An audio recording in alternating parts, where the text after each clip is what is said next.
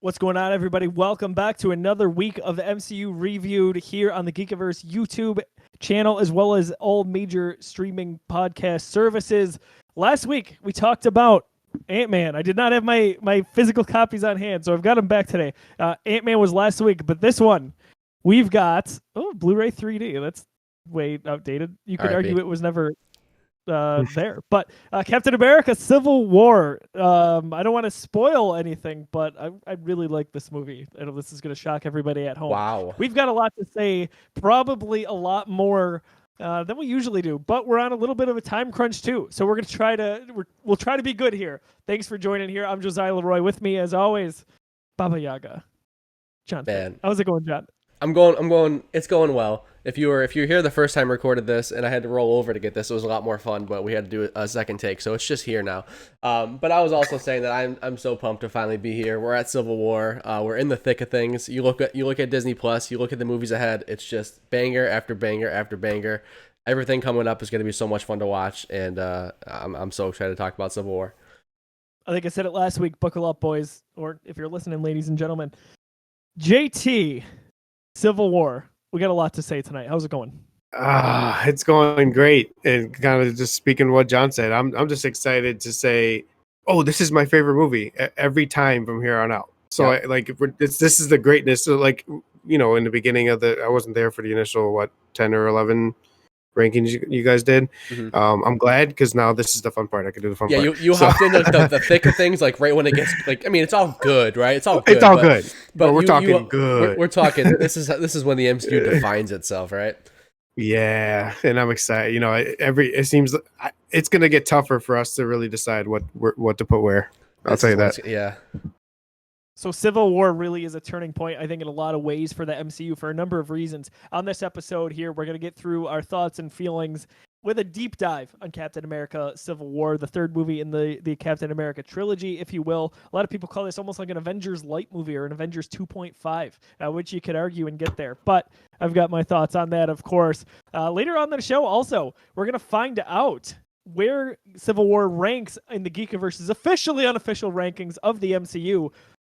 And did last week's snap from Mr. JT himself did it have any effect on what the rankings are? We'll find out. JT. So we're gonna answer that question, and can't wait to see where we get to. So everybody, as always, the show here is presented by Fantastic. They are a division of 26 Shirts. If you don't know, go to 26shirts.com/Fantastic. They do shirts every 2 weeks. Proceeds go to a family in need, a person in need, or a charity. You can help by going right again to 26shirts.com/Fantastic. That's FANTEESTIC. And oftentimes you'll also see Del Reed, who's the co-founder of the company, on the show. So Del, we know you're listening. Thanks for tuning in, and we hope to have you back on the show shortly. Let's intro this real quick. Brief thoughts, if you could sum it up kind of quickly on Civil War, because I know we're going to take the deep dive. John, I'm going to start with you. This movie is so good, man. It's just so good. The action, the characters, the surprises, all of the little moments, man. It's every time I watch this movie, it blows me away. And it's one of those, if you've been listening to this whole podcast, you've heard me say there's specific movies that I don't just toss on and rewatch just for the sake of having something on and just to glance over and see a certain scene. This is a movie that I want to put on to watch all the way through because I love it so much, and I don't want to spoil any of that. I don't ever want to get sick of it. I don't want to lose those moments. This is one of those films where it's all right, I'm watching Civil War. I'm either doing it as a part of a rewatch like this, or all right, it's Friday night. I got nothing going on. I'm watching Civil War tonight. It's just so good. It's so good. JT. I honestly, I always see this movie as obviously the movie that broke the Avengers. The reason why so much of the rest of the MCU went to hell for the most part, right? Sure. Every scene I loved. I think Zemo is just a quick, I guess, comment on him. He's probably top 2 villain for me in the MCU. Which that's a whole different ranking thing we'll get into, I guess. But I love Zemo as a villain. Obviously love them in Falcon and Winter the series, or Cap and Winter the series if you get technical. Love it. It's just it might be as good as the Avengers movies, right? It basically is one, like Joe said. So Man, big fan. We will find out. Like I said, officially unofficial here. I sound like a broken record. I love this movie. It was a fun time for me also. As kind of a geek, Geekiverse was only a few years in. I don't even know if we were just past maybe 2 years at that point. Hot off a few months later, or a few months before, we had Force Awakens. So my fandom was just exploding. It was such a great time, and little did I know how important this movie was going to be to the eventual movie that became Avengers: Infinity War. Sure. There's a lot to get into. There's a huge list of ramifications that really happen from this, and like JT said, the Avengers it all gets blown to hell as a result of what happens in this movie. So there's no shortage of angles to look at when we're talking about those ramifications. Now, yep, go ahead, John. So I was gonna say, so people often talk about Age of Ultron as like the movie that set up at least WandaVision, right? Because we're introduced to both of those characters for the first time, obviously Wanda and Vision. But Civil War is the movie that truly sets the paths for both of the Disney Plus shows so far. You get so much of the development with Wanda and Vision and the relationship, and the fact that they even have a relationship, character development, find out a lot about them and their powers and stuff like that. But obviously, it's the first time you see Bucky and Sam together and like teaming up, and that rivalry. That relationship, I should say. This really sets the path for both of those shows that we just got. And watching Civil War for the first time since seeing both of those shows, it is very clear that all of those roots are here, and everything was just laid out so well. And Civil War is the foundation for it. Was intended. Kevin Feige knew exactly what he was doing, and we never knew. Like the little scene, I don't want to get too deep into the scenes and stuff, but when Cap kisses Sharon, Yeah. and you see Bucky and Sam do the little smile, Move your half smile seat. thing to him, that was like, hey, series is coming, and we never knew.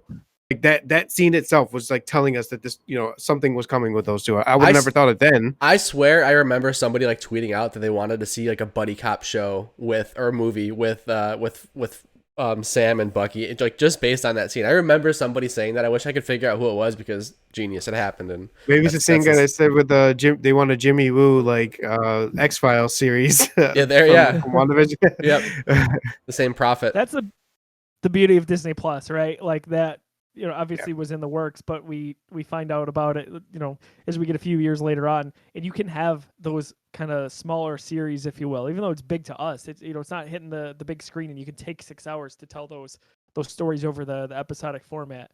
So, box office standpoint, this movie releases May 5th, 2016. Worldwide, it does $1.1 billion. No surprise there. I mean, of course. It's kind of par for the course, or it was about to become par for the course. I think this set par for the course. I think like this, maybe Ultron. I forgot what we talked about Ultron. I'm sure Ultron probably crossed the bill as well. But the last cap was like 750, I think we said. So the last cap, Winter Soldier, did like 750, and I know this has RDJ in it, and it's the full ensemble. It's Avengers 2.5, but it's the next Cap movie. It totally is, and there's a lot of ways, like I said, you could look at this. At its core, this is truly a Captain America movie. It is not just an Avengers-like movie where it's we put Captain America in front of the title just so you come to the theater. No, this is at its heart, and I'll get into this in my quirky and crazy notes.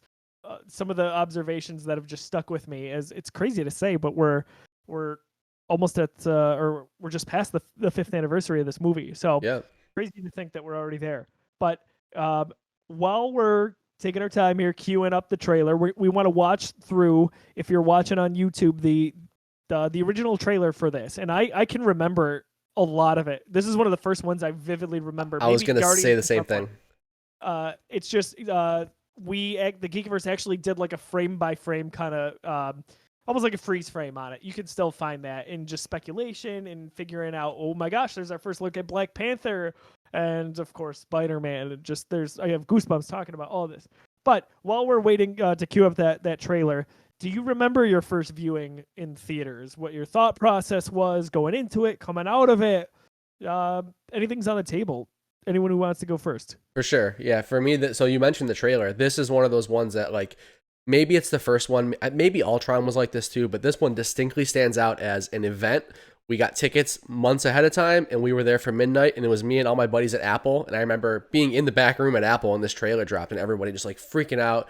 Everyone who worked at Apple when I was there was all nerdy, obviously. We're in technology and stuff like that. So I had like that core group of people that I was into the stuff with, and we were all just like pumped, ready to go. And I remember like going, like, we all requested off work to be out by 4 that day. We all met at a buddy's house. We had some dinner together, early dinner, drove up together, and like we all had, you know, either Cap or Iron Man shirts on, depending on who you were with. Like, it was my first event MCU movie that I can distinctly remember.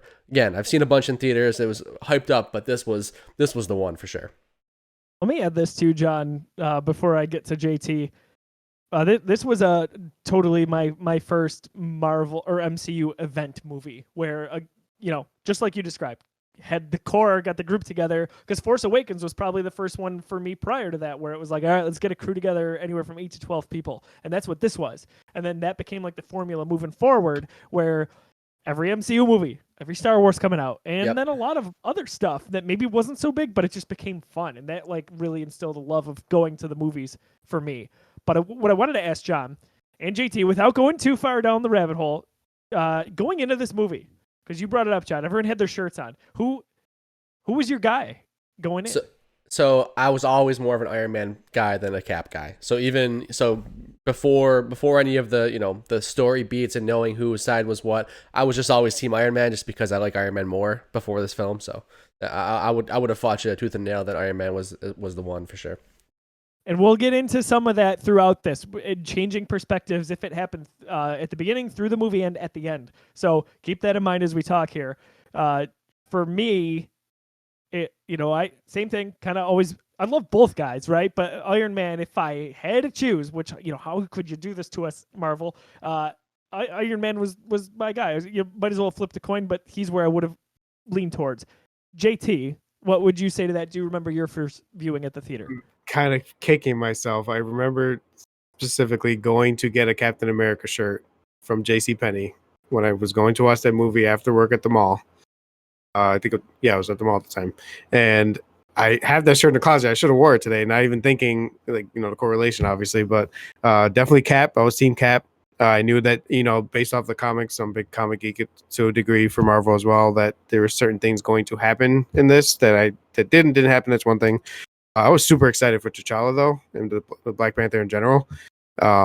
So I was just, the hype was unreal. Like, you know, typical Marvel crew. We all went. It's been a thing for us to always go to movies together. Never did opening night though. So I don't know if I ever told you guys this, but like I never went to an opening night movie. I think, John, you always did, and we talk about it. Yeah. I would text you to ask. I'd be like, tell me, but don't tell me, but tell me, but then tell me more, but then stop. And then you just be like, amazing. It literally just one word every time, because you just knew what not to say. But I don't know. This was never a thing to me to do opening night right away. And I think they started changing opening night to like 6 p.m. Thursday instead or something. Which is a lot easier. Which I'm sure this one definitely was. I remember like my that was the first early one, I think. One of the first them, Marvel early. Yeah, it was one of the first ones. Like I said, we got dinner at my buddy's house, and like it was like 4:00. We're like, oh, we gotta get there. We gotta get in line, because this was before reserved seats, at least in the Regal that I went to. This was, you still had to get in line to get a good seat. So man! Luckily, that's changed. Time's flying. Right, man. But yeah, it obviously the general hype of the team ups against each other, and not even knowing where it would end up at the end of the movie, with totally setting up the future of the MCU to where we're at now almost. So loved it. Loved every single second being in that theater. And as far as the trailer, I don't really remember the trailer too much, to be honest. At least the first one.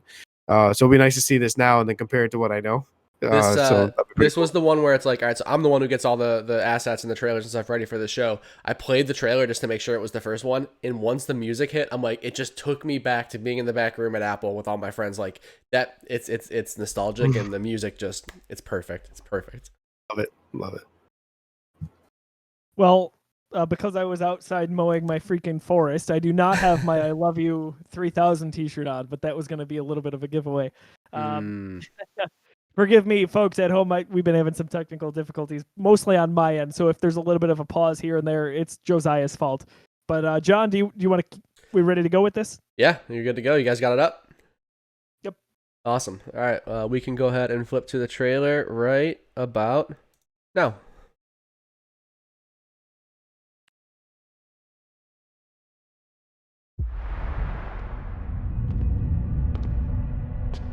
Buck. Do you remember me? Your mom's name was Sarah. You used to wear newspapers in your shoes. You're a wanted man. I don't do that anymore. Well, the people who think you did are coming right now. And they're not planning on taking you alive.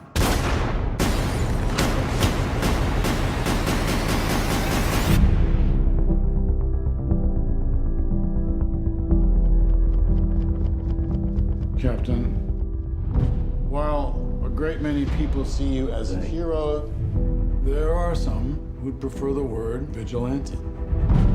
You've operated with unlimited power and no supervision. That's something the world can no longer tolerate. I know how much Bucky means to you. Stay out of this one. Please. You'll only make this worse. You saying you'll arrest me? There will be consequences. Captain, you seem a little defensive. Well, it's been a long day. If we can't accept limitations, we're no better than bad guys. That's not the way I see it.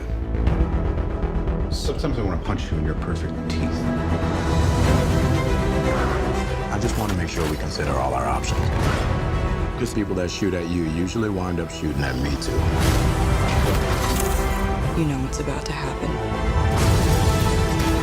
Do you really want to punch your way out of this? What do we do? We fight.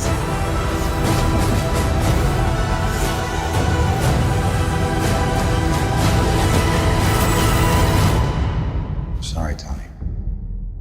You know I wouldn't do this if I had any other choice. But he's my friend. So was I.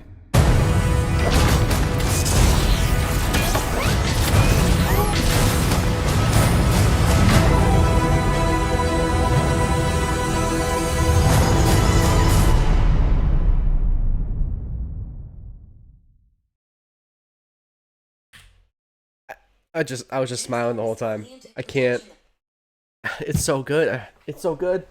Can we stop and just go watch it again? I just want to watch it again. It's just- That's one of those trailers that, like, before you see the film, it doesn't give away too much. I mean, I'm sure certain people would argue that, but after seeing the movie and rewatching it, it's just like, man, you are nailing what this tone is all about. God, this movie is so good. That trailer was so good. This brings me back to just being hyped about it.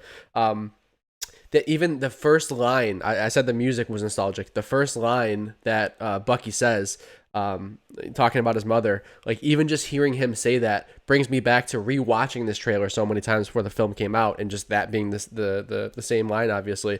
Like, literally, once he says that line, it's just like, I'm back to being hyped about this movie back then. And that actually inspired me to go back and, like, get more into the Captain America films, because I was kind of so about them back then before this came out. So this movie does a lot for me in the MCU.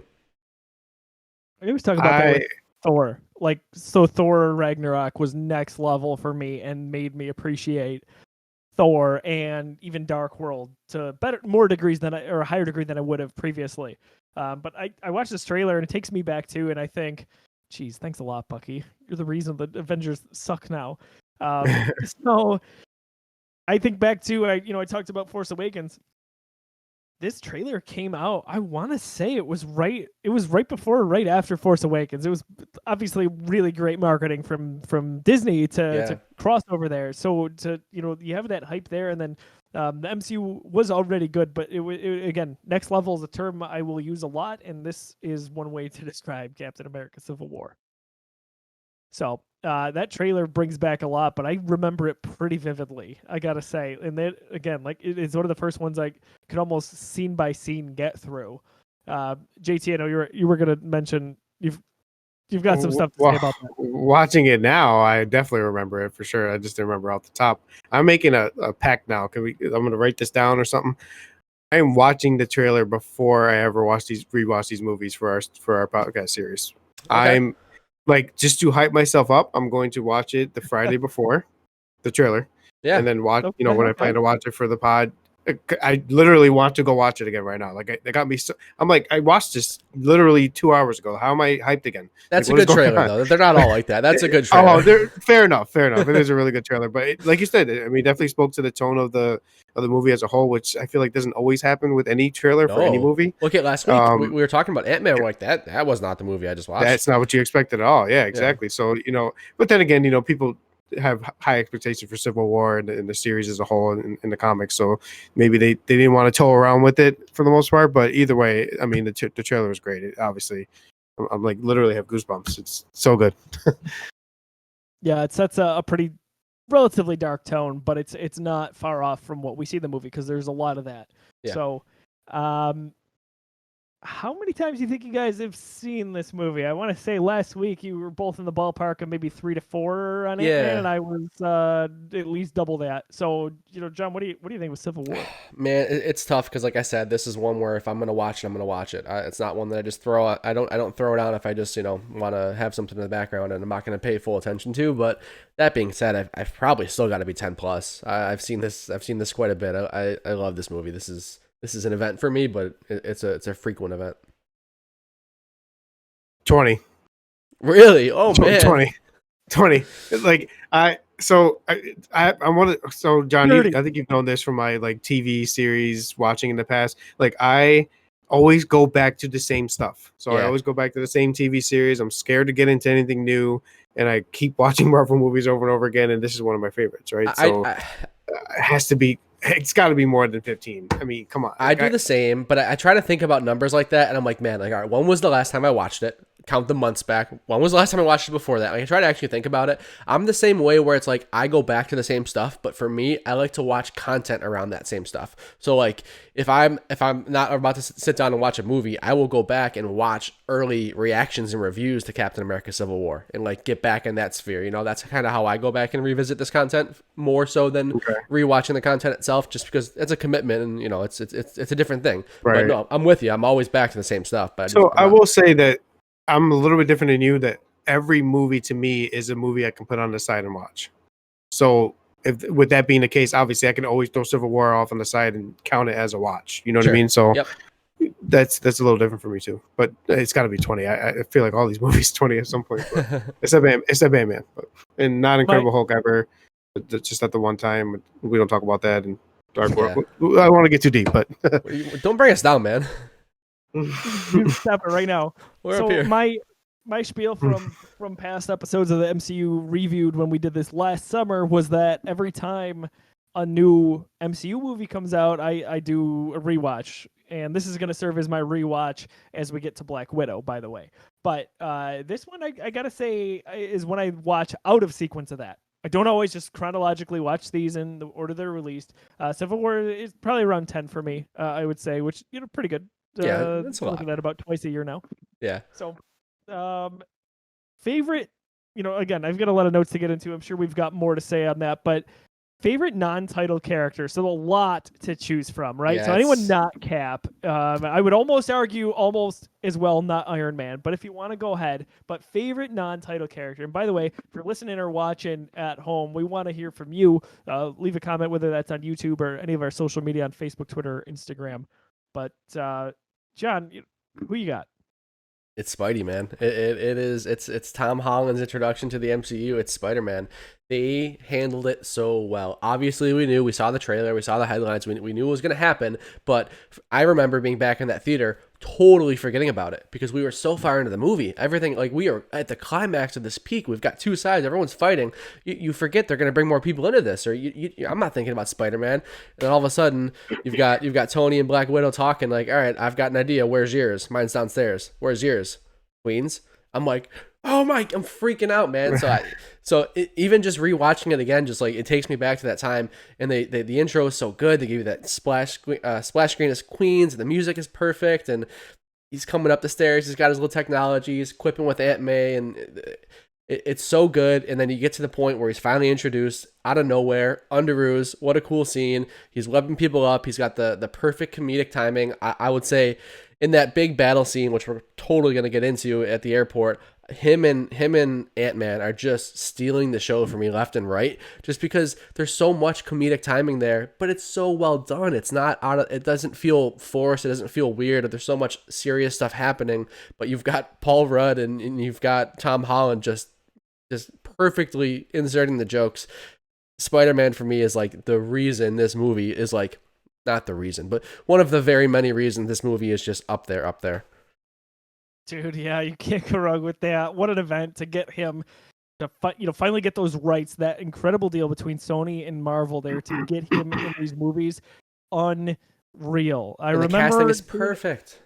It is perfect. By far the best Spider-Man. It just is. I'm sorry. There's no debating. It's Tom Holland.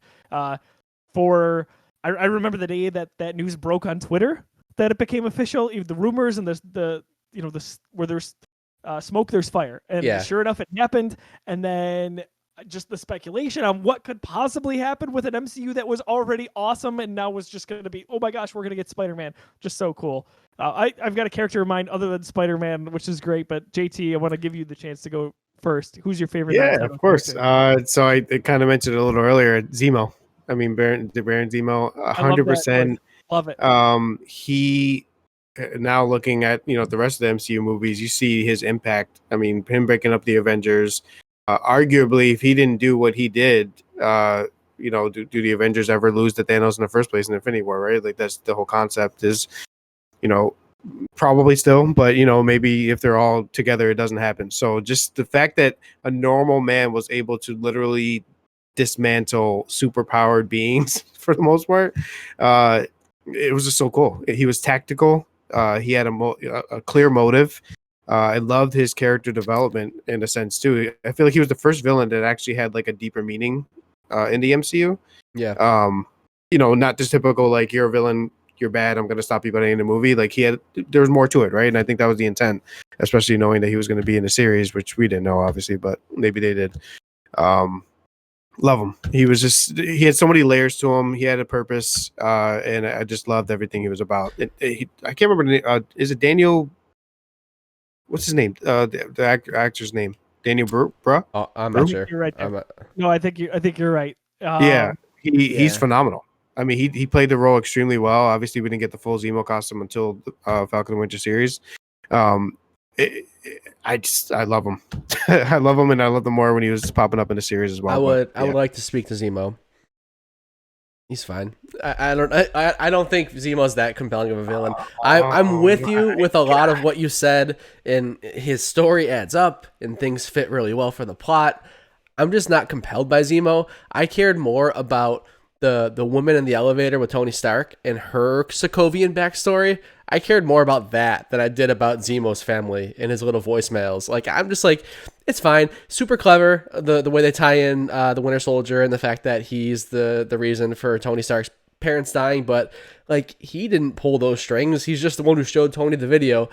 Nothing bad about it. I just didn't leave this film ever thinking like Zemo was great. I'm just like, all right, Zemo was there. So is it more so for you? Is it the fact that he like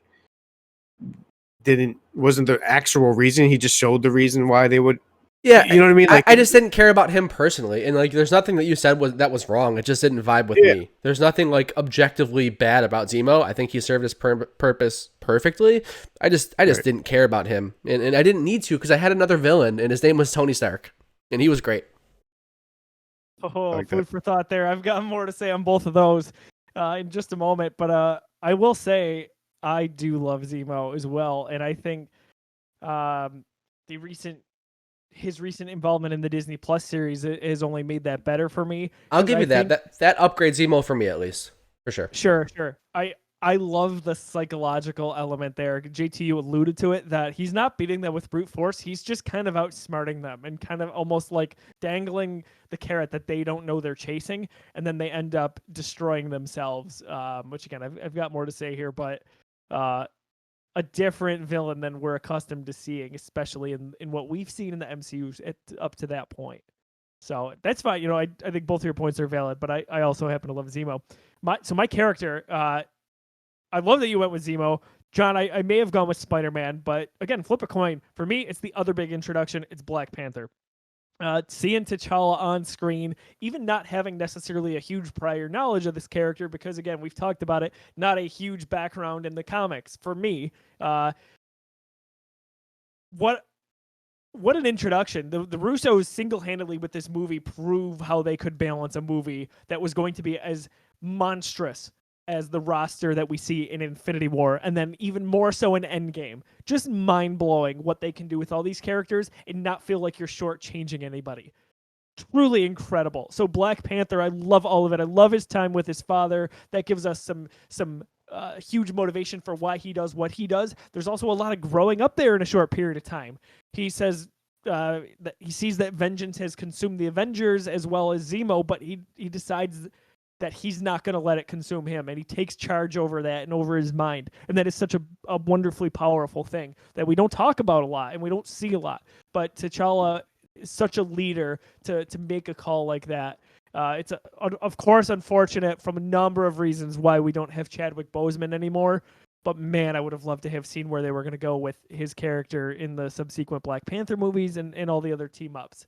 So Black Panther is it for me. I would like to speak to that because I had like an extra layer of love for Black Panther and excitement in this movie because I was a big dumb kid and I did not realize. So I knew Black Panther was coming. I during the hype of this movie, there's so many things thrown out. Like, oh yeah, Black Panther's going to be there. Big one is Spider-Man's going to be there. We're going to get Crossbones is going to be a villain. Like all this stuff was out there. Like all these random names. Like all right, these are showing up. For me, Black Panther was like on the side of like, yeah, Crossbones will be there. I don't care. I don't know these people. Like show me why I'm going to care about that. So my expectations super low.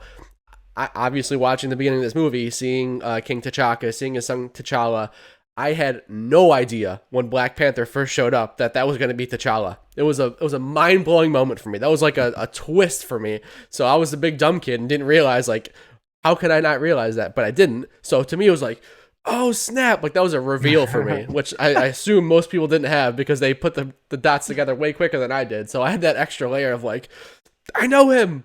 That's sick. I love that. So for me, I think speaking to what you said, Joe, as far as the Russo brothers and not shortchanging anyone, like I love that they like almost if you compare to the DC movies, like DC movies, you know, DCEU or whatever, it seemed like they were like, hey, here's everyone, enjoy. Everybody had a chance to kind of develop, and then we see with Black Panther why, you know, we get explanation in the first Black Panther movie why he was never really around, right? They were very secretive. They're almost like a SHIELD-esque organization that went around the world and had spies. So it was really cool that they still gave enough time to kind of explain the characters and their backgrounds and show us a little bit of the Wakandan culture, but then brought more of it obviously with the movies. I love how the Russo brothers did it, and they gave everybody just enough time. I feel like I personally don't feel like anybody was shortchanged. So, and it's amazing. So I've always, you know, this is a topic for another show, but I've always argued that DC really, you know, one thing that they screwed up was giving us all these characters at first in a big team up movie and then saying, you know what, 2, 3, 4, 5 years down the line, you're going to get your own movie. Whereas I always felt like, hey, Marvel gives us their movie, so I care about them on their own first and then they come together.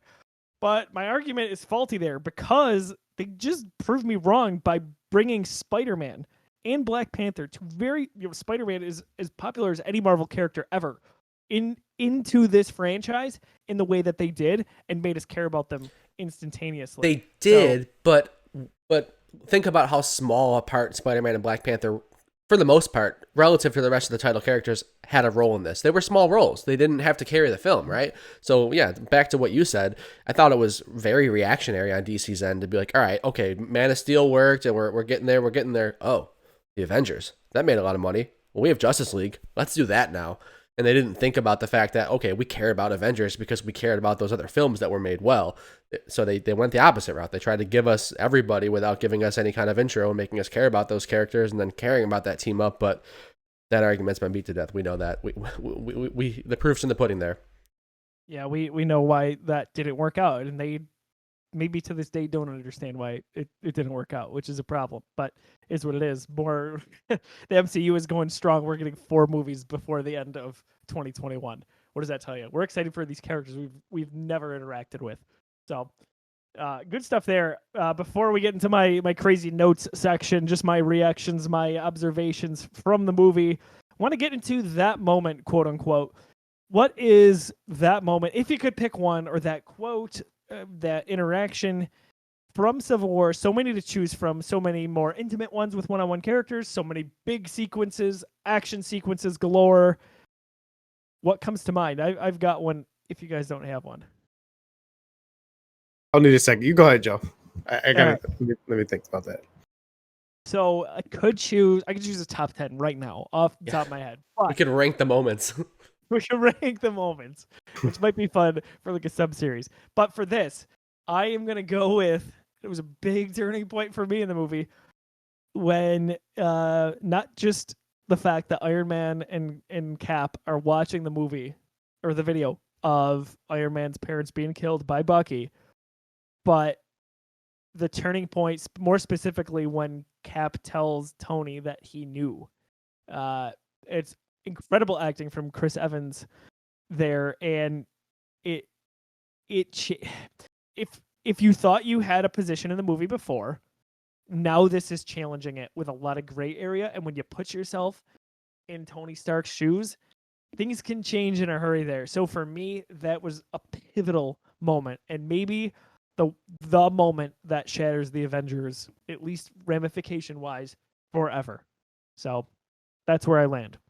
Can I double down on that for a quick second to give mine? Sure. So there's been I guess if you want to call it rumor or not, I don't know if Kevin Feige or anybody else confirmed it, but that moment you speak of is what made Cap worthy of wielding Mjolnir or Mjolnir, how freaking hammer. I can't say the name ever. Yeah, yeah. Meow meow. Meow meow. Mjolnir. There's just been an assumption that the one thing that was holding Cap off, you moved it a little bit in Ultron, the hammer. The one thing that was holding him from being worthy was keeping that secret from Tony. I've seen that as well. I've seen people talk about that. You know what I mean? But I've also seen how big of a moment, if so, you know what I mean? I've also seen the Russo brothers say that he's always been worthy and that he didn't move it because he didn't want to move it and didn't want to hurt Thor's feelings. I've seen them like make comments on that. So I like that theory better, but they have like gone on the record saying like he was always worthy. He just didn't want to move it. I think those are the two prevailing theories with this. You can get into even more of the weeds on that. For sure. Like a lot the idea that it would be what JT is saying there. That's a way better story. Yeah. He comes clean, right? Like what a redemption moment. Not that he needed it, but it's true. And then you think of it the other way, and it's like, all right, this is Steve Rogers, just a good guy, right? He doesn't want to upset Thor and undermine his confidence. So kind of funny to think about either way. Both makes too much sense, right? Yeah, exactly. I'm in the latter camp there, where I think that's what the Russo brothers intended. John or JT, did you want to go with yours? So I just it's a triple down, I guess, from that same moment. I just love the end battle.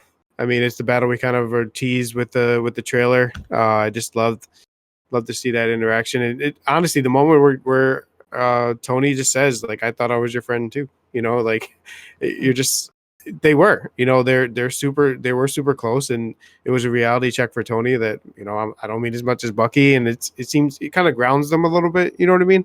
As characters and as people. And it's just cool to see that. It's kind of like a heartbreaking moment. We see Tony's heart literally broken by Cap, right? And the Avengers then broken after. So like that moment in itself, the final battle, it was great. Yeah, good call for sure. Lots of intensity there. John, what's that moment of Civil War for you? I mean, this movie is just full of moments. It's just moment after moment after moment. And I feel like I kind of already talked about mine. Mine was the introduction of Peter Parker. That was my moment, I think. So I'm going to go with a different one. You guys got real deep about it. I'm going to go fun. I liked when Ant-Man got real big. That was awesome. I thought that came out of we I think we knew Giant Man was coming, but like that was really fun. I thought that was like such a cool, that lasted like 10 minutes, and it was a really cool plot point for like how do we get out of this fight. Gave Peter Parker gave Spider-Man some cool stuff to, with his call back to that real old movie called The Empire Strikes Back. Like that's the first time he talks about old movies. Like that's now a running trend in the MCU. So I thought that was really cool. I just picked a dumb one because you guys had real serious ones. I love it too. And I almost picked Ant-Man as my character, my non-title character, which is saying a lot because his humor is everything I talked about last week, but I didn't know how it would play in this group, in this ensemble. Because I'm like, does he take over the show? Is it too much? Is it not enough? How does he interact? It's perfect, It's man. freaking perfect. Yeah, and it was great coming because Ant-Man was the movie that preceded this, so it was so cool to just kind of come right off of that and like get all this serious stuff, and then just be reminded like, oh, Red's still here. Thanks for thinking of me. Love that one. It's so good. Yeah, all about it. Yeah, good moment, John. Are you guys cool if I get into my notes here? Let's do it. All I'm right, with it. so Let's do it. Jump in, interrupt me where you need to. There's a lot of notes here. I'll try to keep it as quick as possible, or not get too long-winded. First bullet point. So we kind of mentioned it earlier. The Russos looked at Civil War as the reason that Thanos succeeds in Infinity War, because the Avengers are fractured, and as they admitted themselves, the Russos, that they probably would have beaten Thanos together. So we see on whatever planet it is in Infinity War that Iron Man's group, right? He's got Star-Lord, he's got Titan. Spider-Man. They almost get him there, but Star-Lord F's it up for everybody, as we know. But they almost get there. So if you can imagine adding to that group Thor and Cap and Hulk, go down the line, they probably get Thanos in some way, shape, or form. It's really interesting that the Russos this far in advance set that tone. Weird one, but I love, this always catches my eye right off the bat. I love the font choice. It's super clean cut every time they have to throw text on screen. New locations? Yes. Yes. Yep. Love very good. it. Weird, right? Like maybe you're listening to this being like, just like, what are you talking about? No, Of all the things in Civil War, you're talking about the freaking font. Well, watch it again. I opened your eyes to this. You're welcome. It speaks to the fact that we're getting like truly well-made cinematography in a superhero film. And guess who brought that to us? The Russo brothers. And they took us home, man. They took us home. To no surprise. When in particular, when they're showing very early in the movie, I think it says Lagos, and then it shows Wanda. Yep. Watch that. It's 3 or 4 seconds. Every time it gets me. It's unreal how good the cinematography is there of her. Like, you'd think that that's just a low-key moment, but just watch it again, especially if you got a 4K TV. Those are standout moments in every time they cut to a place and they show a title screen like that. Those are always standout. Like for me, it's the Brooklyn or the Queens with Spider-Man. Like it's a low shot. Awesome. It goes up to him in the high rise, and he's in the apartment. The music is perfect. Like it's awesome. So there's a movie, not interrupt real quick, called Extraction with Chris Hemsworth on Netflix. And I don't know if they use the same cinematographer. I can't even say the word right now. But that movie's cinematography is amazing. And the Russo brothers directed. So it kind of makes sense, right? Like they have it seems a long-standing history of making movies look great, and the little things like that make a difference for sure. It's not long-standing. The MCU is like their first crack at film. If I'm not if I'm not mistaken, what they were known for before that was the sitcom Community. Like they were kind of hired, but they were kind of scouted by Disney and by Marvel to kind of be at the helm of this new stuff. But yeah, this was not a long-standing thing. I guess long-standing is the wrong thing. I guess the continuation of exactly. This is when they define themselves. So yeah, yeah, for sure. Yeah, if you guys haven't checked it out, definitely watch Extraction on Netflix. It's super good. So because you guys kind of answered my question that was next here, I was saying, is it me or is this film particularly beautiful? It is. It do be like that. Ironic that one of Bucky's trigger words that brings him under mind control to the Winter Soldier is homecoming. Yeah. Right. So it's said that was a coincidence. You almost wonder if it's just some small inspiration for the title.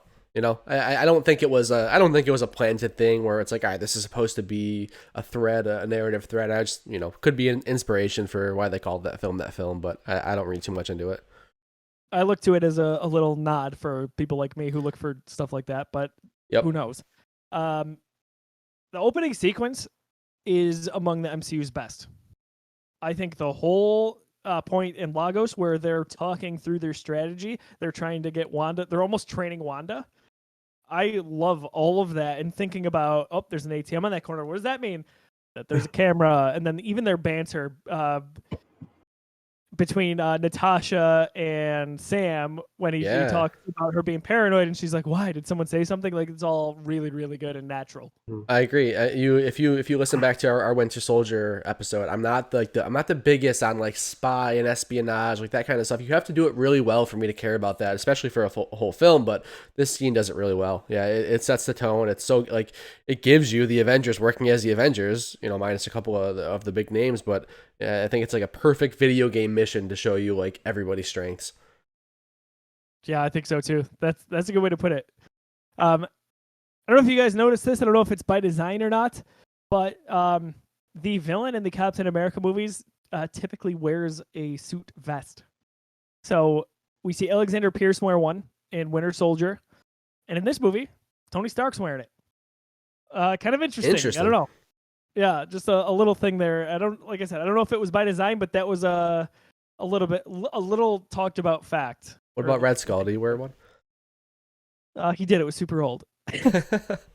Actually, I sound like I'm joking there, but I actually think he did.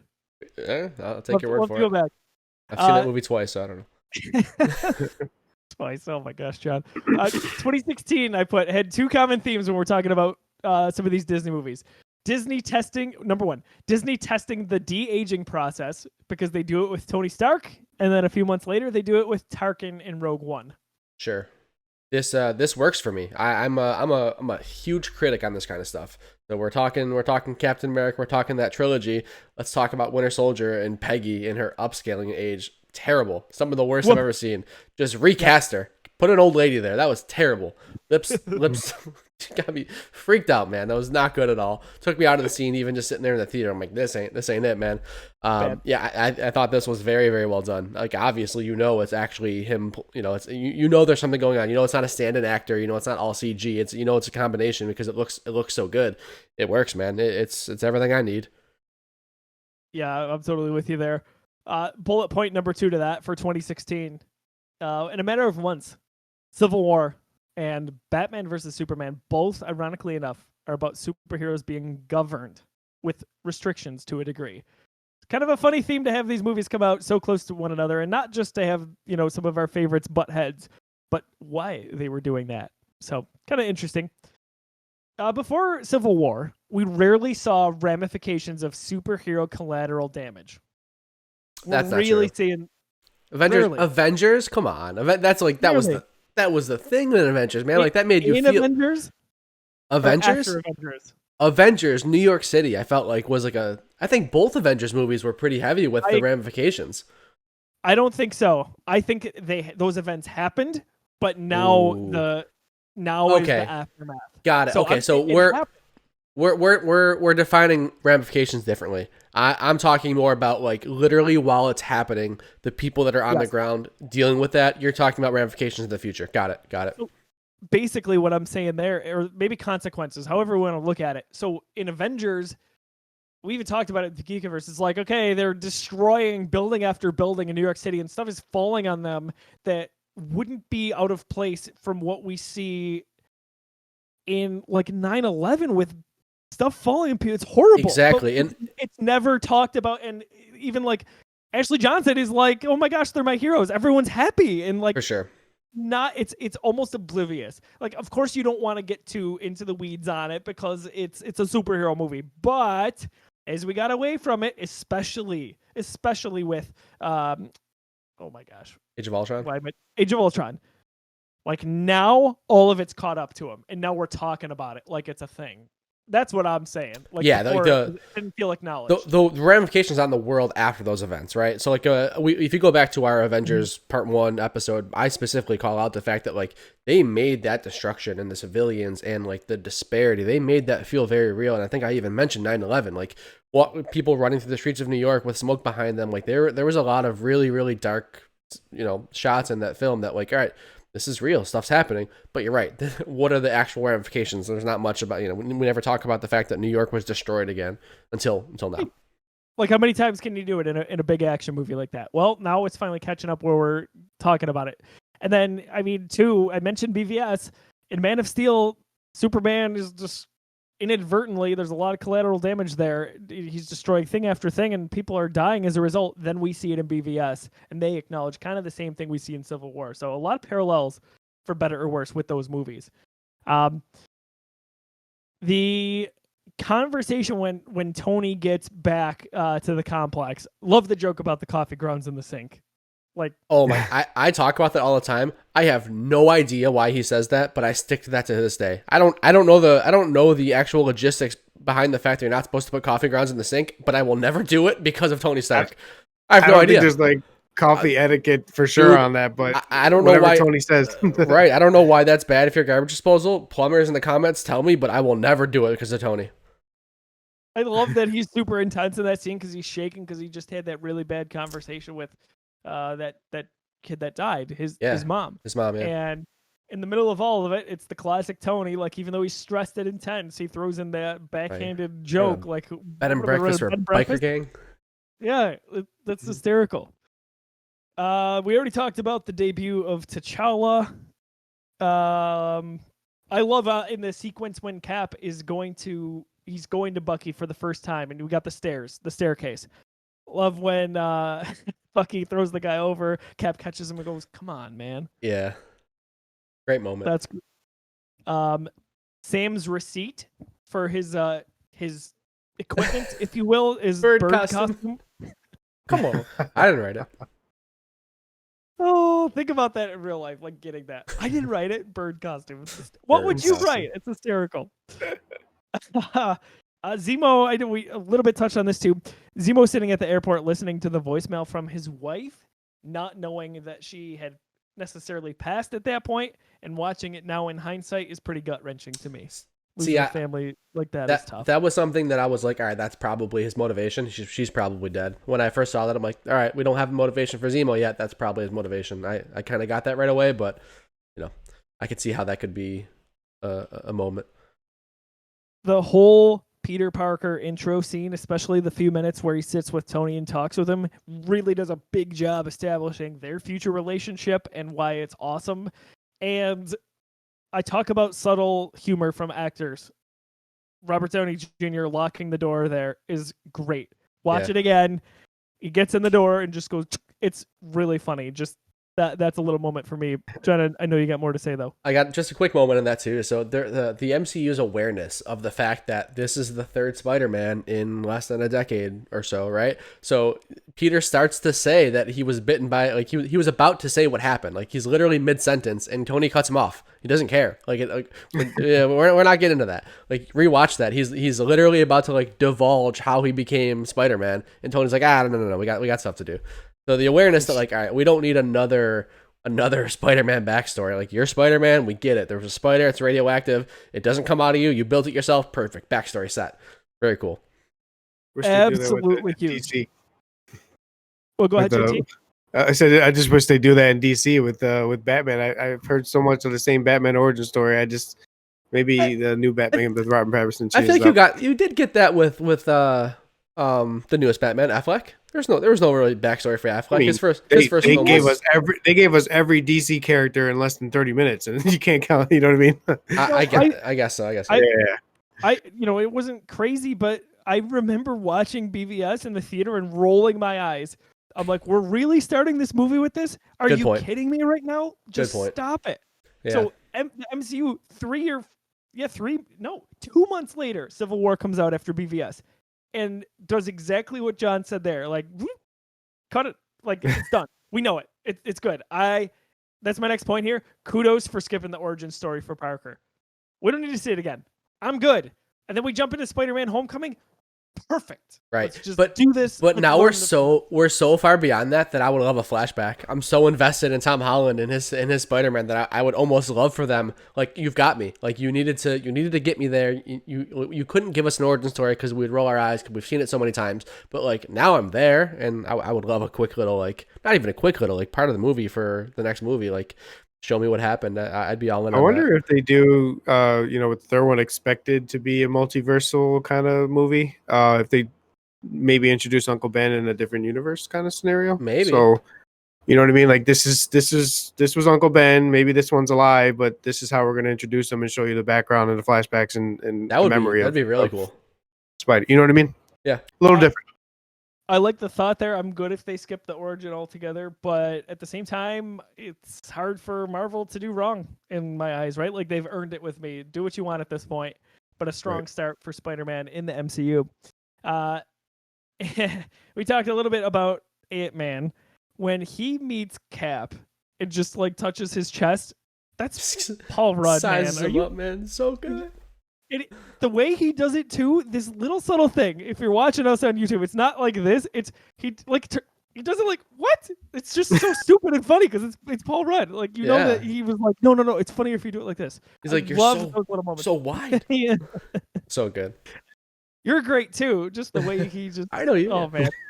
Yeah, it's a really well done thing, and that's why I think a big reason I love the MCU is that these characters are a little bit self-aware of each other, and it's almost like if we weren't in Ant-Man's shoes, there would be like, oh my gosh, it's Captain America, right? And the little reunion with Sam too.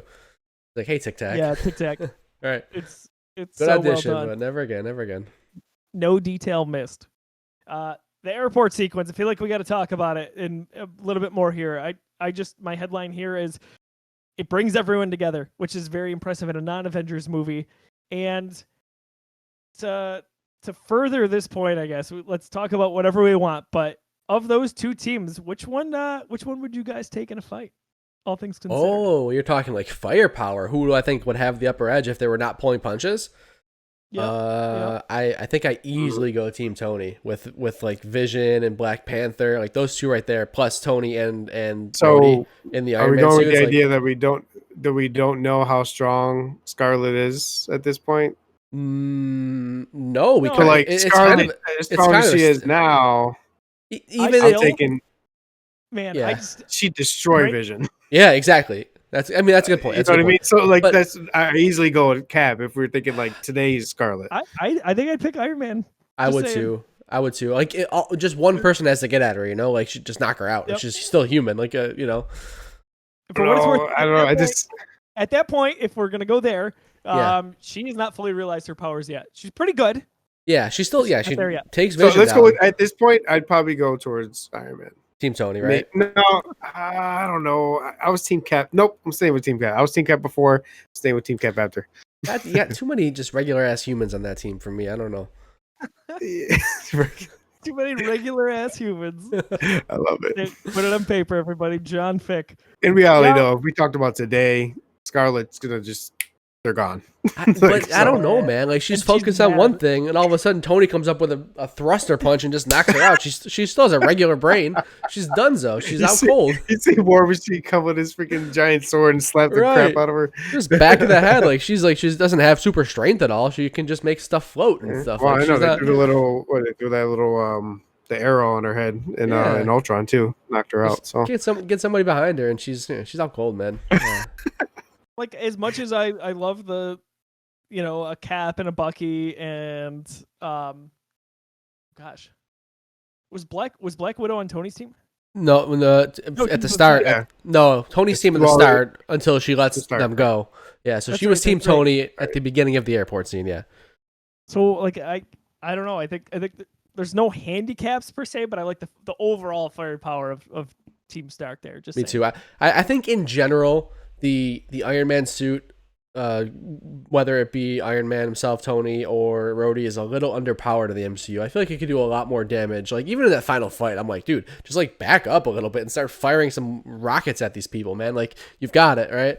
I think they underutilize what those suits are capable of just a little bit.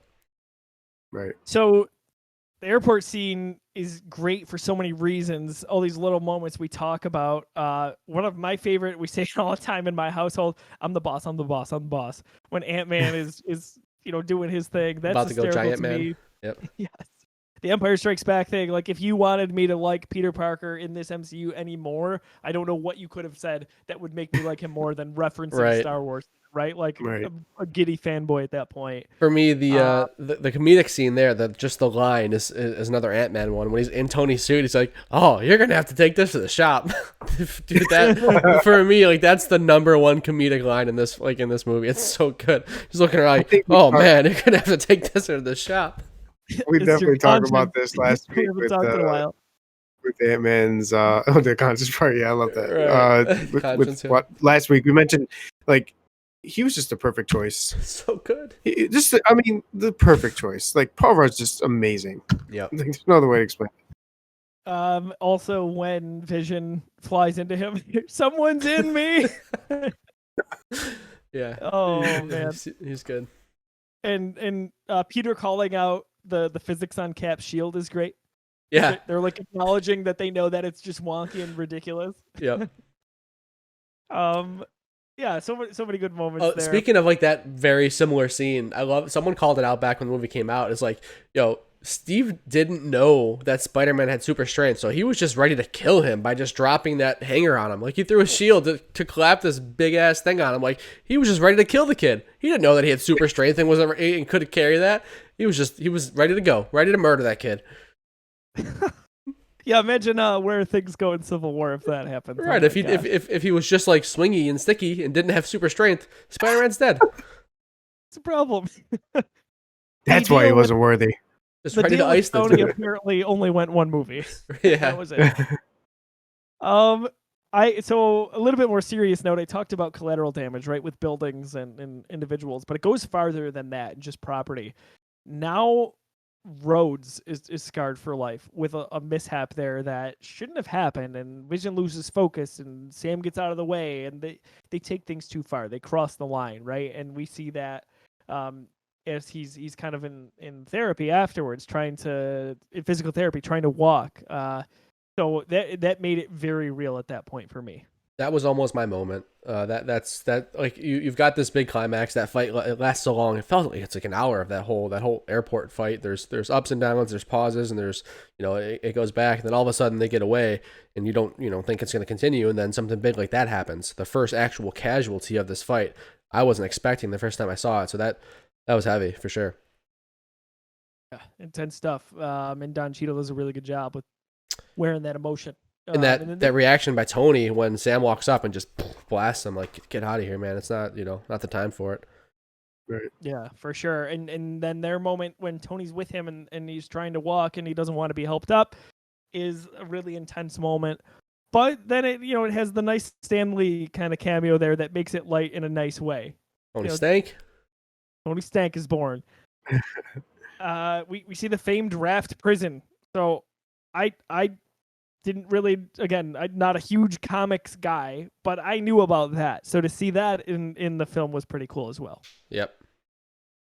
So a little bit of a theme throughout is that the Avengers think that the Empire that's being referred to be brought down is the USA, but it's not. The Empire is referring to the Avengers, and Zemo's gonna topple them from within. If I can get them to fight each other, I can get them to, bring them down. My question here, so I posed a similar question on the other end of the spectrum last week for Ant-Man. Here I'll ask, is Zemo the best villain not named Thanos in the MCU? I have an answer. I'm not saying that he is or isn't, but JT, you said yes. Yes, 100%. Especially, I'm gonna say it, including the series as well, because as we all kind of mentioned, it's improved this kind of stature within the MCU, the series. Like I said, I mean, I kind of went pretty deep into who he was and what I thought about him. I can't find another villain now that 100% is like they're that much better than Zemo. Arguably, I mean, going back to what you just said too, Joe, like, do they win if Zemo never did what he did against Thanos? So do you argue he's a better villain than Thanos in that sense, in terms of effect? I mean, obviously Thanos snapped away half the universe is one thing, but does that even happen if not for Zemo, right? Right. Thanos so you doesn't argue without this. put him below two. I mean, I want to argue one, but then you just think of the snap, and then you can't really say anything about that. You know what I mean? So Yeah, it's hard. yeah, I got him too, easily. So another question to you guys is Loki a villain? Yep. He's the villain of the Avengers, of the first movie. I mean, obviously he transformed. Like, in my eyes, if you're looking at comparing villains, I compare them film to film, right? So Loki was the villain of Avengers 1. So yeah, that would be my rebuttal, that Loki is still 2 for me behind Thanos. So that's exactly where I'm at. I have Thanos, I have Loki, I have Zemo, which is saying a lot, right? Yeah, like, it is saying a lot. Everybody loves Loki. He's getting his own series. Tom Hiddleston, what's not to like? Right. Thanos is the guy, but Zemo's in the conversation at least for me and JT. Yeah, I like that elf guy from Thor: Dark World better. Just kidding. Just kidding. We don't talk, we don't talk about that. Team Malekith over here. Oh my god, you know his name. Yeah, I referenced it as with Stop it.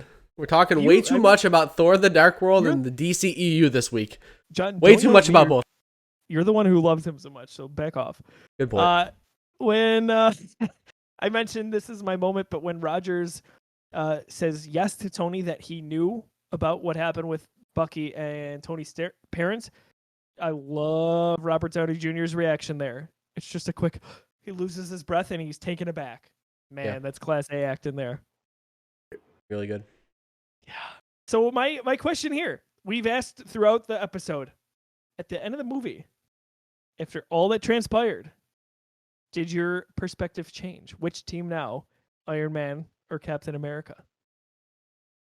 I'm a straight up fence sitter, man. There's no answer. I mean, they're both right. They're both doing something right? So like, Captain America thinks that he's right because he wants to protect the people and do it his own way and not let governments interfere. But Tony, he has seen that side. He's sold weapons and he knows the government. And he knows that he has to be trusted by the government to be legitimate. There's no right answer, to me at least. It's just, it sucks. That's where we're at. I mean, you think about it in a real world, how would this happen? If this group of, I'll use the word they used, vigilantes appears and they're doing great things, how do the governments of the world govern that? And do all of the people on that team of vigilantes agree with it? Well, who's right? Who's wrong? There's no right answer. It happens exactly like it would happen in Civil War, in my 100%. opinion. Yep. These governments want to get in and get their piece of the pie, so to speak, to control things. And the beauty of Civil War is there's a lot of gray area. For sure. I think in that sense, and like it almost kind of was like almost a little bit of a light bulb when we just kind of related it to real government and how much, worlds can be shady. I kind of just leaned a little bit towards Cap on that side right there. Like maybe I prefer the super people instead of the governments in that situation, but it's an impossible situation. So before I let JT give his answer, because I don't want to lose my train of thought. Sorry, JT. Going into the movie, Iron Man. That's my guy. As the movie starts and I see what the argument really is about, it's Cap for me. I don't want the government telling me when the Avengers can and can't fight. Are you kidding me? Cap brings the right point. Like, are they going to let us? Is it going to be too late? That's where my head's at, especially with all the disconnect and craziness we see in the world today. For me, get out. Let the Avengers do their thing. On the flip side, I see a series like The Boys on Amazon, and I'm like, oh, crap. Yeah. This is what happens when the Avengers fly loose. Right. Yep. But then I get to the end battle, and emotions take over. And I put myself in Tony's shoes, and if that happened, and a guy that's supposed to be co-leading this group, a friend, if you will, has that knowledge and doesn't talk about it, and defends this guy so much that he causes a civil war, really, I'd kick his ass, or I'd at least try to. In that moment, I flip right back to Tony Stark, and I had passionate conversations about this in the theater as the credits are rolling with the people I was with to defend Tony Stark. To me, you're asking two questions though. Like, do you support these guys' opinion on the Sokovia Accords? And then also, separate question, do you support Tony kicking Cap's ass because of hiding that secret? Those aren't the same things, right? We're no longer talking. How does so you were team Cap because you want them to know the answer, stuff like that. How does the fact that Tony's parents died and Cap knew about it go back to the government? How does that tie back to the Sokovia Accords and whether or not that's right? all I'm asking, and I think you're asking another set of questions. For me, in its simplest form, it's let's say it's almost like so Mass Effect fans will know this. You got the meter for Paragon and Renegade. You make a decision and it goes one way. You do something wrong and then you go back to Renegade. Let's say you can only be one or the other throughout the movie. For me, that's where it gets to. I think you absolutely can say from an objective standpoint, yeah, it was really crappy what Cap did, and not telling Tony that. But you can also be like, yeah, I also support Cap's standpoint on this. So I think you could definitely be both. I'm just saying in the moment, I was like, oh man, Tony, 100%. I was against you this whole movie. I kind of thought you were the villain. No more. Cap did a really, really bad thing. You go for it. So I agree with you there. I think the big question, like other than the big question of Tony versus Cap, is the question of, all right, do you support? Would you sign the Sokovia Accords? For me, that's the real question behind Civil War. Do you think the Avengers should sign the Sokovia Accords? And I think that do you think Iron Man should be mad at Cap is not part of that. So that's kind of where I have a disconnect there, but I'm with you. I mean, I'm Team Tony once we figure out that Cap knew about that and that even happened in general. Yeah, it's the equivalent to Zemo saying, I see the green in your blue, right? In his eyes. That he sees the flaw. To me, that's it personified. But JT, go ahead. No, you're good. I'm definitely on the boat of, I think I'm Team Iron Man at the end of it. As far as when it comes to Soviet Accords. Now, I'm not really. I agree. If Thanos is coming, I'm not waiting for 26 people to tell me I can go fight Thanos. I'm going to fight Thanos if I'm a super being, right? For me, it's more so just being held accountable for the things that we saw. The kid dying, or the people dying in Sokovia, or people dying in New York City. Holding those heroes accountable. Whether they go help fix things after they fought, right? Or you saw Tony. What was the in Spider-Man: Homecoming, the group that did clean up, the organization that did clean up. Yeah, the Vulture. I mean, his guys. Yeah. Whatever. Garbage, right? Well, I'm talking about the group that came in to take over for the Vulture. It was created by Tony. It was owned by Tony. Yeah. Right. So that concept, that I would love some accountability like that, right? But as far and when it goes to the whole Cap hiding the secret and trying to protect Bucky over Iron Man, I'm totally for Tony there. Like if my parents died because of this guy that you're trying to protect, I mean, granted, if you had told me from day one, or he had told Tony from day one, maybe it doesn't get as bad, right? Like, Bucky was clearly mind control and all that stuff, and it'd be different. But definitely two different conversations. I'm with John on that for sure. There was a point of no return, right? Like Cap, for whatever reason, maybe it never comes up. Maybe they don't need to talk about it, but he does not tell Tony the fact that he knows that. And you can't just at some point in the middle of Civil War, the movie, tell him that, right? Like, you got to make a choice. You're either not saying something, because Cap's not going to lie. He's a noble guy from that standpoint. Some things are better left unsaid. He decides that's better left unsaid, and then you get to the end and it reaches a boiling point. And to your point too, JT, yeah, it's garbage, right? Like, Tony or the Avengers or the government, however you want to look at it, creates the mess and then gets to clean it up, and they put that guy essentially out of business. Like, it's crappy, but we see a lot of more realistic examples of that as the MCU progresses, which is it's becoming more grounded, as we see, throughout the new series coming out and things like that. I think that's the purpose of why they're bringing all these series too, is give us the reality, the real world look of and perspective. I think even Miss Marvel coming out is going to give a real good perspective on that as well, from a cultural perspective and things like that as well. So it's going to be really cool. Yeah, I agree. Two last things here real quick. The moment that Tony and Cap kind of come together in that fight, and it's almost like that slow motion, almost a freeze frame that recreates the image from the comics, where Tony's firing at Cap and Cap's got a shield, and they come together, and then you see that like yellowish orangish tint of the light. Exactly. Dragon Ball Z moment, if I've ever seen one. nice work by the Russo brothers to capture that. And then of course it wouldn't be a Cap movie without it, but the classic "I Could Do This All Day." Just a wonderful throwback to that first movie there, when he wasn't a super soldier yet. So yeah, we had a lot of I had a lot of notes there. I think I'm good now. Good. It's just so, I mean, like everything we talk about, it's all a high note, man. This movie is just a straight up roller coaster. There's nothing There's not a lull for me. It's damn close to perfect. Yeah, I dude, I agree on agree that. with you. And with that, I'm really excited to see where we get to here because I actually think so. In my head, I've got where I think this is gonna go. It might be the most on the same page we've ever been, but we'll find out shortly. I don't know. We'll see. I don't want to get I ahead think of so myself. too. I think so too. So we'll mention again, the show is brought to you by Fantastic, our wonderful partners over at 26 Shirts. It's 26shirts.com. Every 2 weeks, they release a new T-shirt branded for pop culture or Buffalo, which is where we are from. So 26shirts.com, proceeds of every sale go to a family or a charity or an individual in need. You can check them out. That is headed by our good friend Del Reed. Again, one last time, it's 26shirts.com. Do we want to get into the ranking? We ready? Any other thoughts I'm missing? You tell me. Let's get to I'm it, ready man. for it. Let's do this. All right, John. I'm gonna have you cue it up. First, we got to address the snap from last week. And yeah. you bring us back to what happened.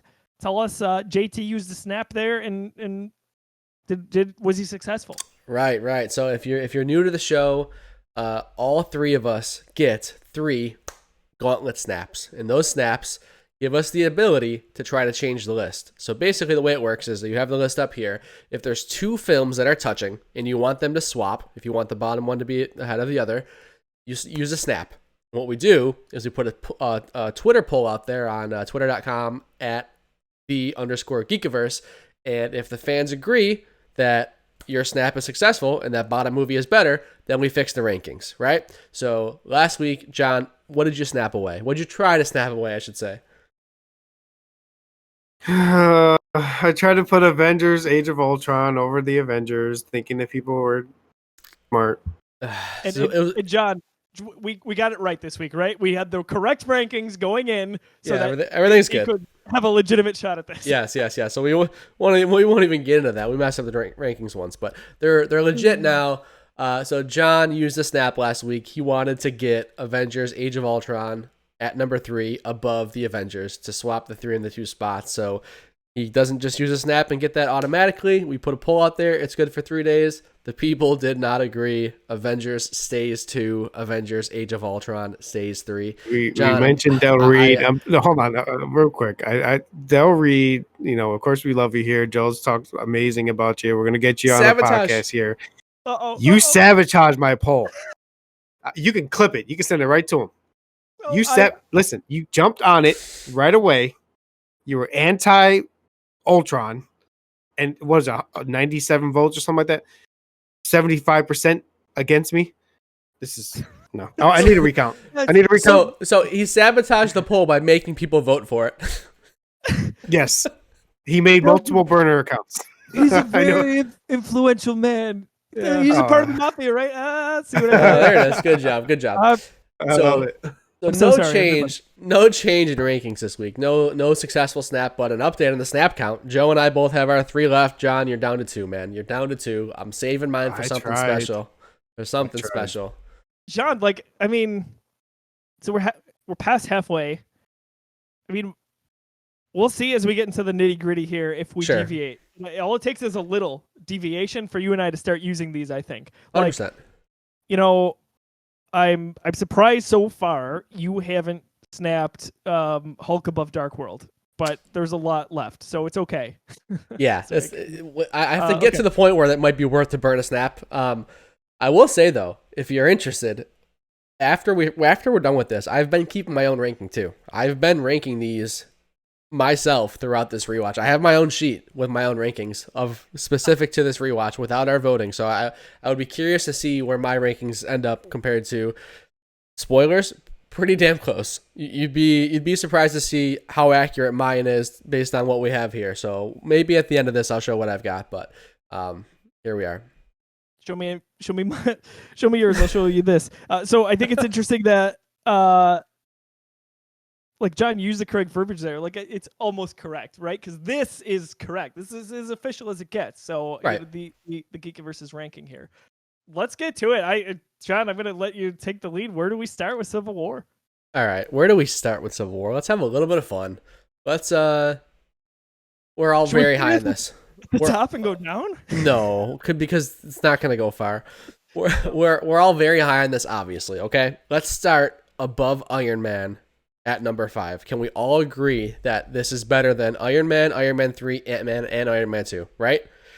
Yes. We can agree it's better than the Iron Man trilogy and Ant-Man, which broke them up. Okay, so above that now, we've got Winter Soldier, Age of Ultron, The Avengers, and Guardians of the Galaxy.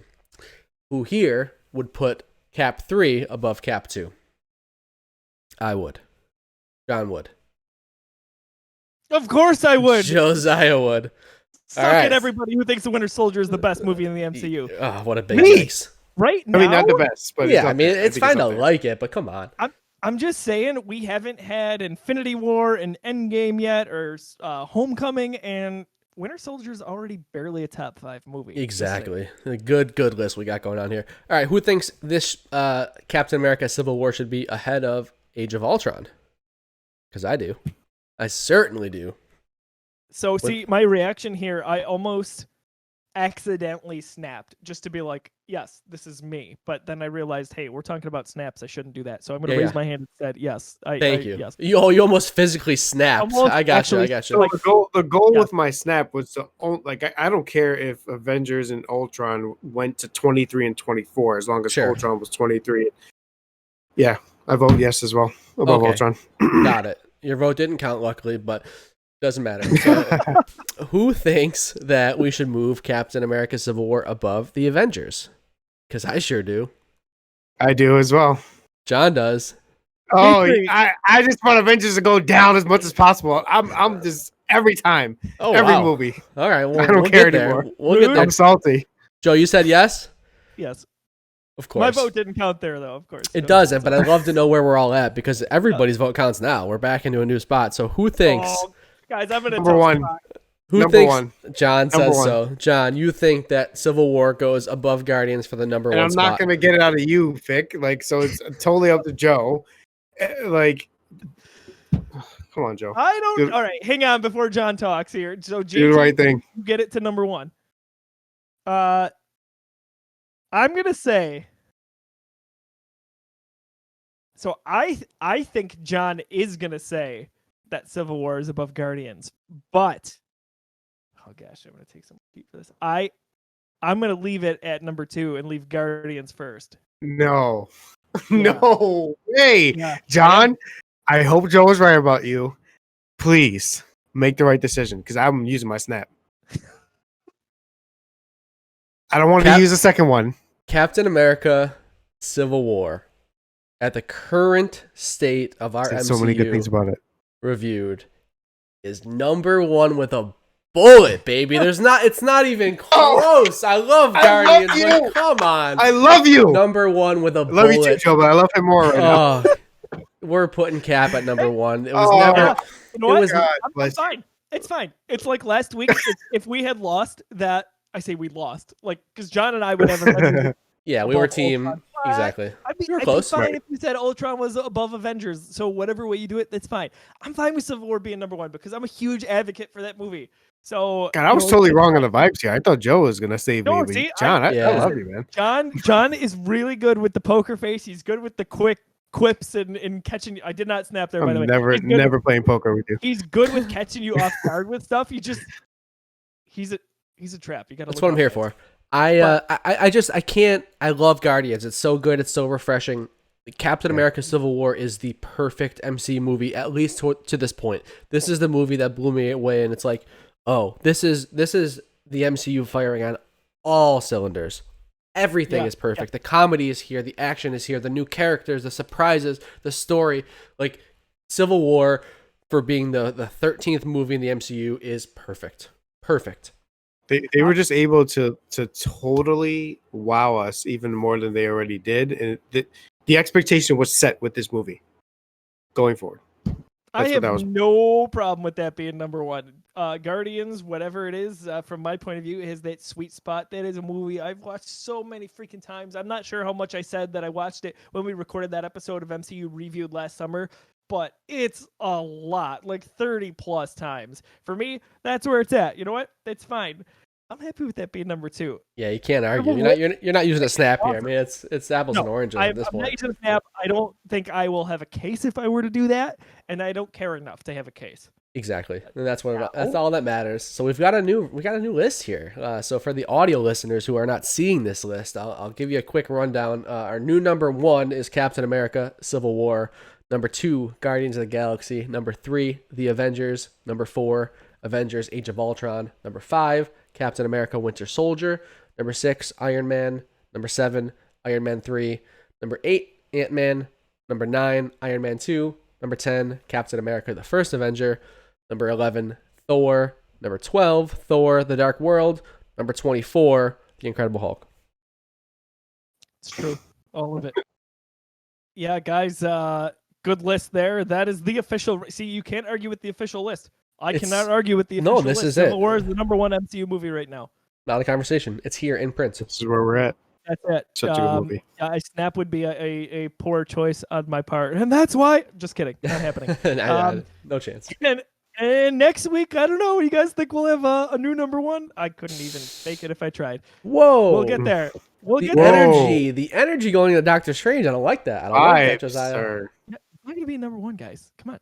I haven't seen it in a while. That's great. If you, John, God, you know what? In a while, get it to number 1. I don't even know what I'll do. I'm not gonna make that bet because John will get it. I can't prerequisitely say that it's number 1, but it's pretty rewatchable. Oh yeah. I couldn't tell you. I've seen it twice. I'm not sure how many times I've seen it. I'm very excited. We'll get there. We'll talk about that. Yeah, I'm excited for it. So, ladies and gentlemen, there you have it.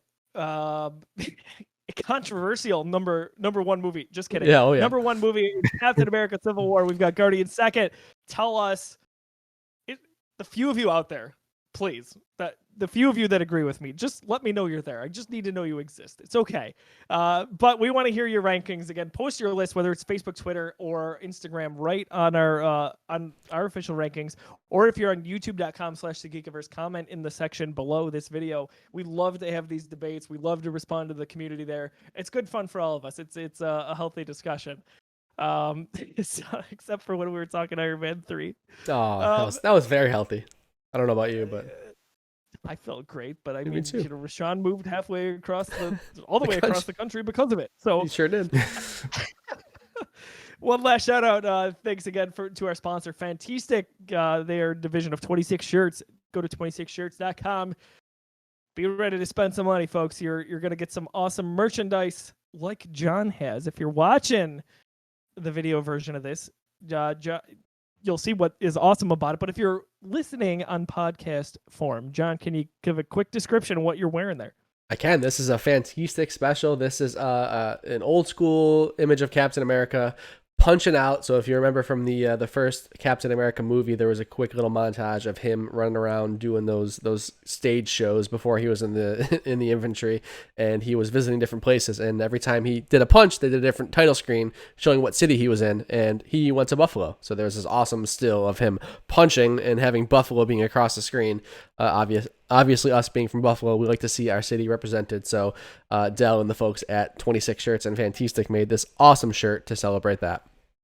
If we were to ever go crazy and do some sort of 26 Shirts or Fantastic ranking, that's up there for me. That is For one of my sure. favorite shirts they've ever done. I've got it kind of like in a tank top form, so that's great too. You can get it in tank top, you can get them in hoodies, onesies in a lot of cases, which is awesome. So go check it out. Final closing thoughts here. Anything to tease for next week? You tell me. What is John next Fick. week? Oh, Doctor Strange, right? We just talked about it, man. I'm at the point where it's like there's so many good movies coming up, and like I don't even know the order anymore. I couldn't even predict it. I'm with you there. I had it memorized for the longest time. Now I'm kind of like, what's next? There's just so many. No chance. JT, any closing thoughts? Any preview for next week? I'm excited for Doctor Strange. I'm a little curious to hear why the energy was very low, Joe. I don't like that. We'll get there. Like I said, I've only seen the movie, I think twice, like fully watched the movie. I mean, maybe it's 3 times, but I saw it in theaters when it came out, and then I rewatched it. I rewatched the whole MCU before Endgame came out. So I've only, I think, seen it twice, so it's going to be fun to sit down with the lens of the entire MCU and the Disney Plus shows and see where I'm at with it. I Love that. definitely don't dislike any MCU movie, even talking about Hulk and Dark World, believe it or not. Like, there's stuff for me to find in all of them. I'm not saying I feel that way about Doctor Strange, but I will say Infinity War enhanced my feeling of Doctor Strange, as we've seen throughout this MCU Reviewed series. These later performances kind of pull up some of the other ones for me. So we'll see where we get to on that. But ladies and gentlemen, Doctor Strange coming next week for MCU Reviewed. You can find us at youtube.com/thegeekiverse. Of course, right at thegeekiverse.com or any major podcast streaming stations. We really appreciate you going along for the ride.